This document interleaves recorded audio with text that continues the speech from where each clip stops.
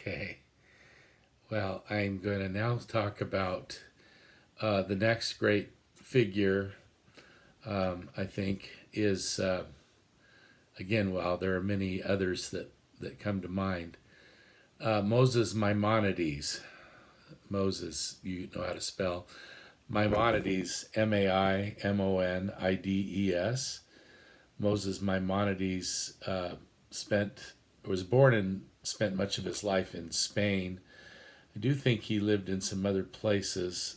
As I recall, there's a movie about him that I saw on a plane flight once. Oh my goodness! Now it's been 8 to 10 years ago, and it was quite good. I don't remember the title, but it was sort of like a young Moses Maimonides, and he was a genius. He was definitely a philosopher, a physician, a mathematician, probably an astronomer. A theologian for sure, a master in biblical and Talmudic study. There's a saying in Judaism, from Moses, as in Moses the lawgiver, to Moses, as in Moses Maimonides, there was never another like Moses. From Moses to Moses, never one like Moses. And so Moses Maimonides was 12th century, 12th century. So we're moving about 1,000 years from the time of Rabbi Akiva now. And Moses Maimonides played a big role in our Friday night worship at the synagogue. I pointed this out near the end. There was a kind of a recitation of 13 basic religious convictions of Judaism, held with more or less conviction, greater or less nerve and verve, depending on what tradition we're talking about. But overall, his 13 beliefs, and they're easily found. I think I had them in a book here somewhere, but I can't remember where it is. But they've stood the test of time. One is belief, obviously, in God, that God is invisible, that God has no body, that God is omniscient. So a lot of statements about God. It does include one about the Messiah to come, and the resurrection and the life in the world to come. And so he's quite important. One of the things that really sort of singles him out is that Maimonides was the first Jewish thinker to take the recently translated works of Aristotle, the ancient Greek philosopher, whose works were only translated into Latin, 100 to 150 years before his time. So they'd only been in Greek. They were translated into Latin by a pair of Muslim philosophers, as a matter of fact, whose Latin names were Avicenna and Averroes. Since I guess we are studying Islam as well. So Avicenna is Avicenna. That's sort of the Latinized version. His name in closer to an Arabic is Ibn Sina, IBN, and then SINA. Ibn Sina would mean the son of Sina. So that's Avicenna. And the other one's name in Latin is Averroes, Averroes, Averroes. I'm not remembering his Arabic name at the moment. But Avicenna and Averroes, who were, I would say, roughly 8th to 9th century, the Christian era, were Muslim philosophers who, for one thing, knew Greek, and for another thing, knew Latin, undoubtedly also knew Arabic.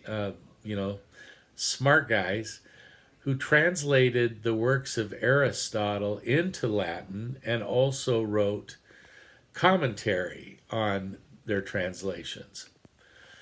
Well, that reached Moses Maimonides, And this Jewish thinker was rather captivated by Aristotle's philosophy.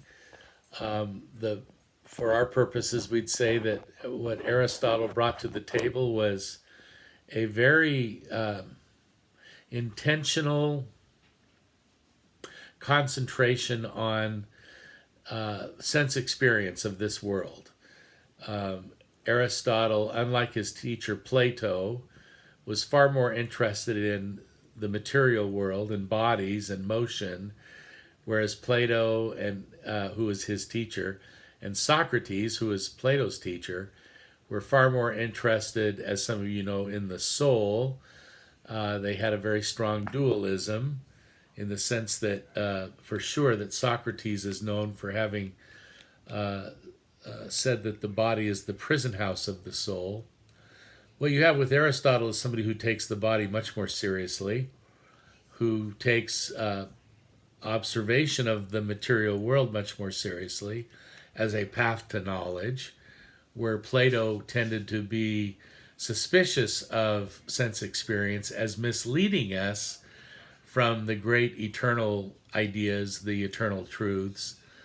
And so you get somebody very different with Aristotle.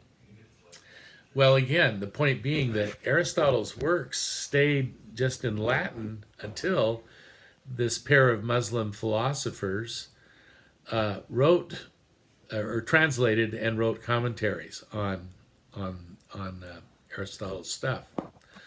Maimonides undertook the task of trying to sort of rethink his Jewish faith in conversation with Aristotle's philosophy.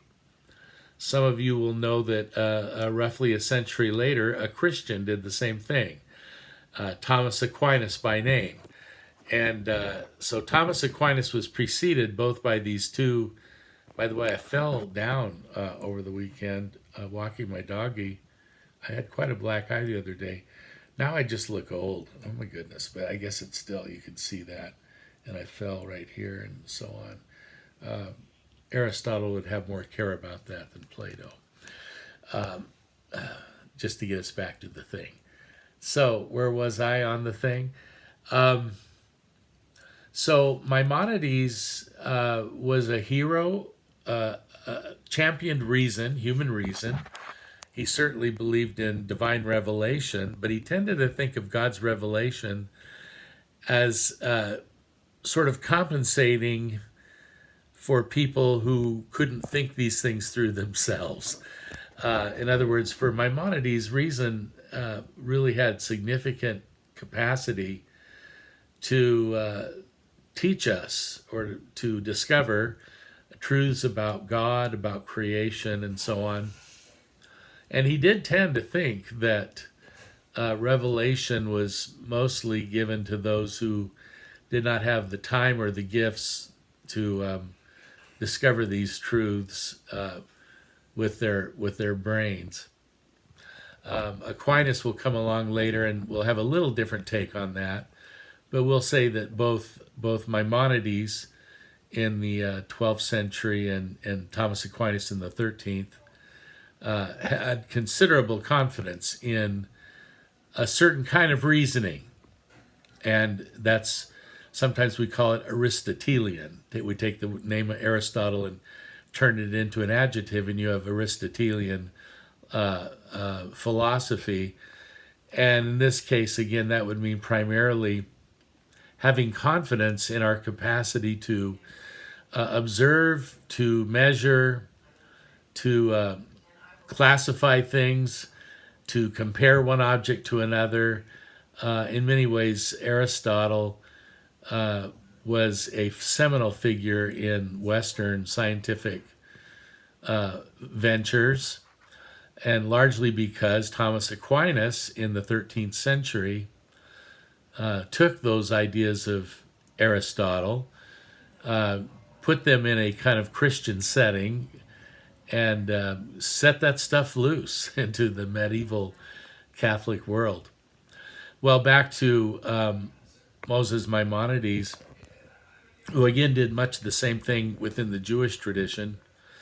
And it's worth knowing that Aquinas who read Maimonides, of course, as well as these Islamic philosophers before him.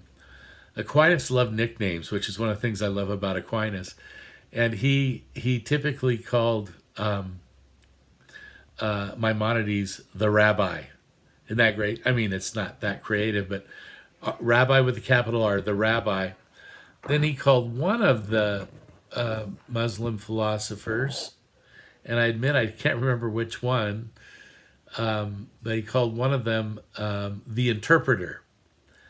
And earlier in my life, I assumed that it meant the interpreter of the Quran.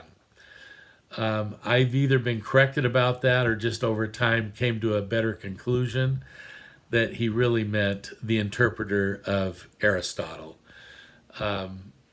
Certainly, they also interpreted the Quran, but I'm pretty sure that for Aquinas, what was being interpreted that was most important to him was Aristotle's philosophy. Aristotle, by the way, also had a nickname in Thomas Aquinas' writings, and that was the philosopher. So you have the philosopher, the interpreter, the rabbi, and of course he himself had a nickname growing up. I don't know, this isn't really about Moses Maimonides, but since I'm talking about Thomas Aquinas, Aquinas was called the dumb ox when he was a kid. He was a big kid, and he was very shy and quiet, so some not so kind schoolmates called him the dumb ox. He carried that label for quite a while, but I want to tell you that eventually, after his death, he was bequeathed a much more noble title. He is now known as the Angelic Doctor, capital A, capital D. That's pretty nice. Well, Moses Maimonides then, a great intellect,